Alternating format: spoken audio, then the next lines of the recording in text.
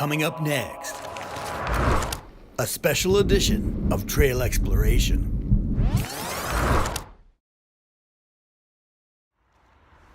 You know, a lot of the trails and paths that we explore on trail exploration happen to run along bodies of water. So it occurred to us it might be fun to try fishing some of these. The only problem is I haven't fished in about 40 years. But we've got our fishing license and I've got my hat with a hook. So come along on this adventure and we'll see what we can catch. Trail Exploration presents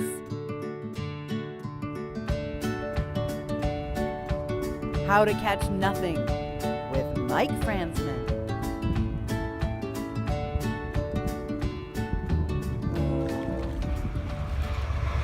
We're starting out at the Quinnipiac Marsh in Hamden, Connecticut. We're on the State Street side, and the river today is cold and windy. I'm using a Shakespeare Durango spinning reel, and for bait I'm using a Rapala minnow wrap lure. It imitates the look and feel of a minnow.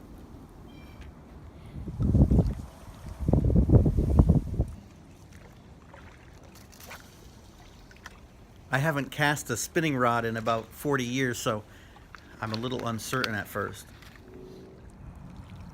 You can see the swimming action of the lure. It's pretty convincing.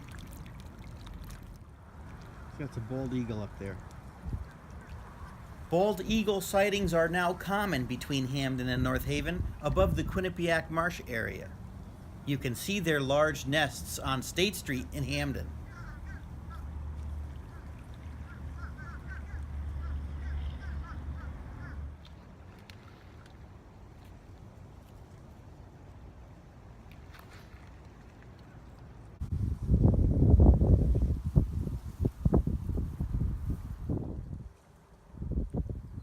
It looks beautiful today, but that wind is absolutely frigid.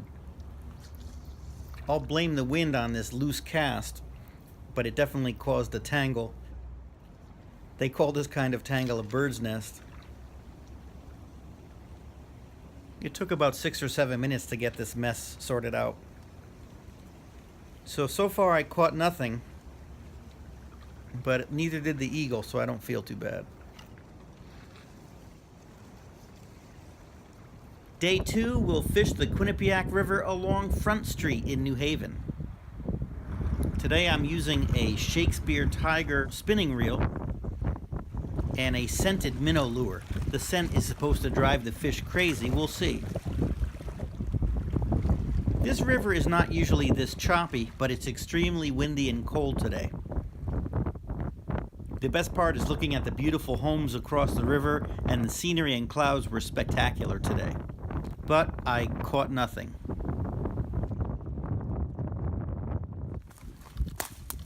On day 3, we tried the Tidal marshland in North Haven. Due to huge piles of snow, I had to climb over these rocks to get near the water. I'm using a Shakespeare Tiger reel again, but today a jointed rattling lure. It's supposed to attract a lot more fish. But I caught nothing. We came back day 4 because it rained last night and melted some of this snow. So now I can follow the path right down to the water.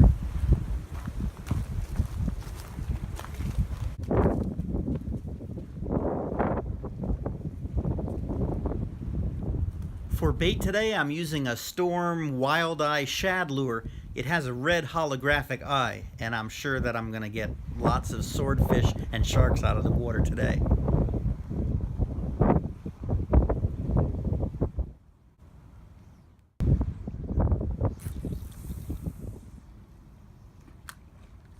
My casting has improved greatly in just the last 4 sessions. My old memories are starting to return of when I fished as a child.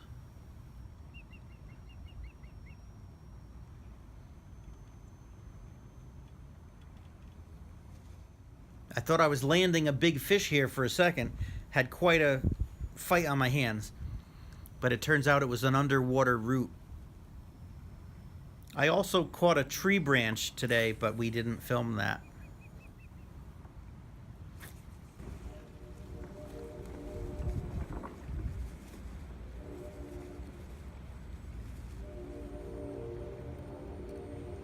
Although I didn't catch any fish, I found the sound of the train and the water so relaxing that I fished for a couple of hours today. On day 5, we went to the Tidal Marsh Trail behind Target in North Haven. Here we went right down to the shore and were able to cast right into the water.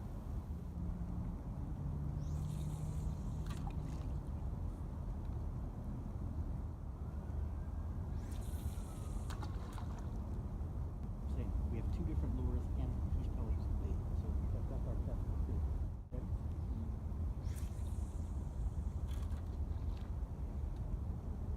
$6 for 3. Oh, that's great. They look very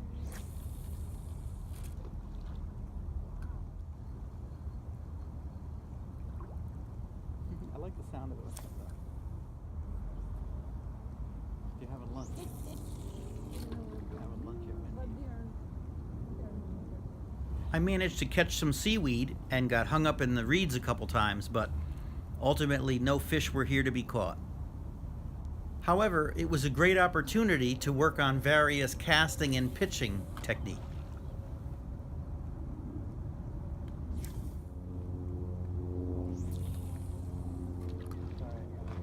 this one is pretty good, you know. I think with the heavy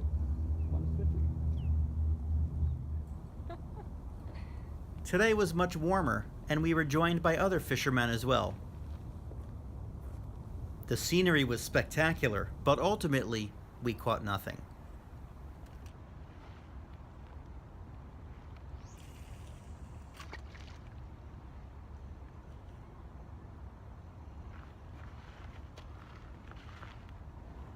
Not a fish to be seen here. Day 6, I returned to the same spot to try out an old Penn number 78 baitcaster reel that I picked up at the Redwood flea market.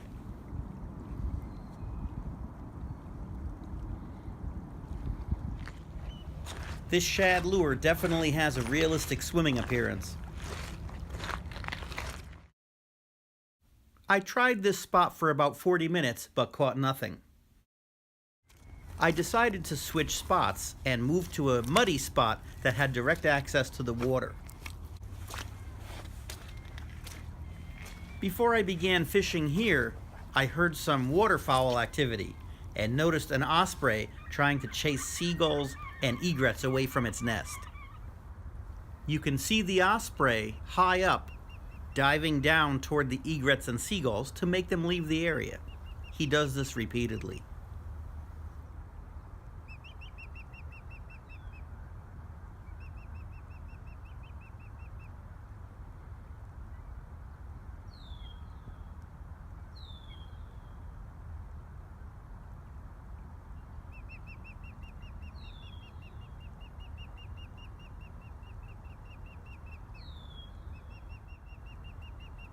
Once the osprey was back in his nest, things seemed to calm down a bit.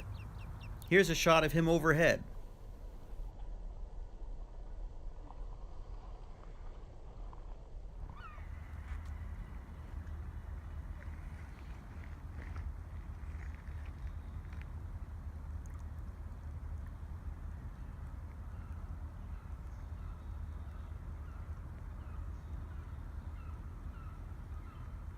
Let's get back to fishing.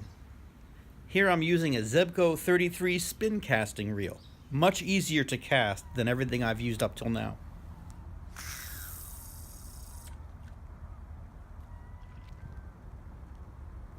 You can see the swimming action of the jointed lure. It appears to imitate a wounded minnow. Here's a close-up look at it. It's the Rapala jointed shad rap lure.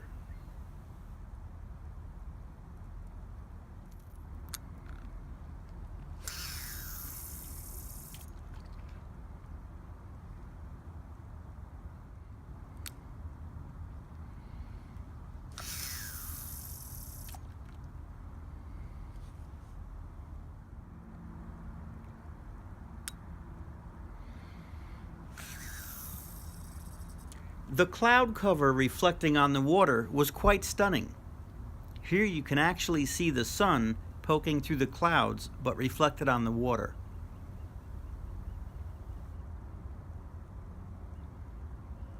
The view across the marsh of East Rock was equally stunning.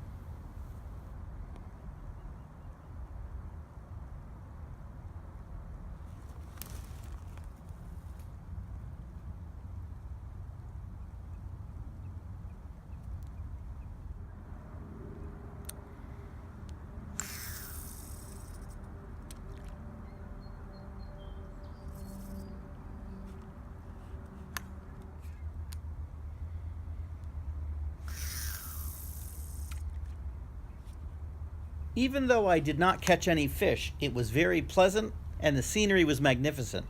I did catch another branch.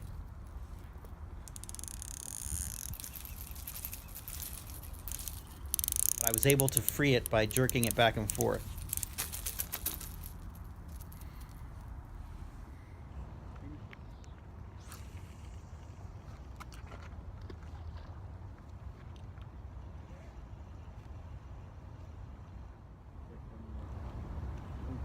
Sandwiches at Wendys, if you want. Yeah, let's go and do it. I would love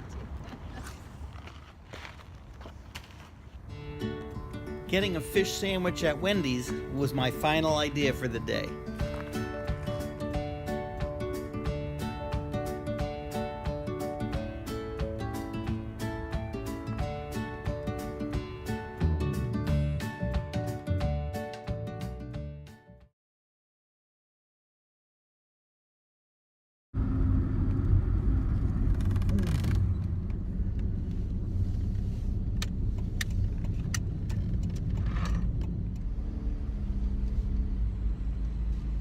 I apologize for your wait. You can go ahead with your order. Do you have the North Pacific codfish? Yes, I do. Thanks.